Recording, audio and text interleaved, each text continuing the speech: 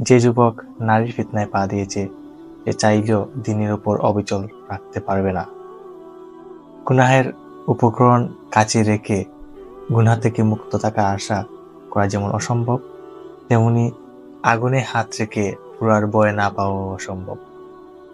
আল্লাহ তাআলা বলেন, আর যারা কুদৃষ্টিকে সংযত রাখে এবং নিজেদের লজ্জাস্থানের হেফাজত করে, তারাই সফলকাম। রাসূল সাল্লাল্লাহু আলাইহি সাল্লাম বলেছেন, আমি তোমাদের জন্য নারীদের বিষয়ে সবচেয়ে বেশি ভয় করি।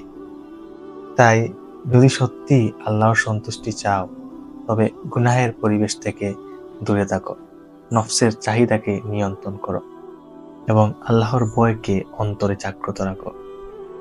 কেননা যে নিজেকে শয়তানের ধোঁকা থেকে বাঁচাতে পারে, একমাত্র সেই আল্লাহর রহমতের যোগ্য হতে পারে।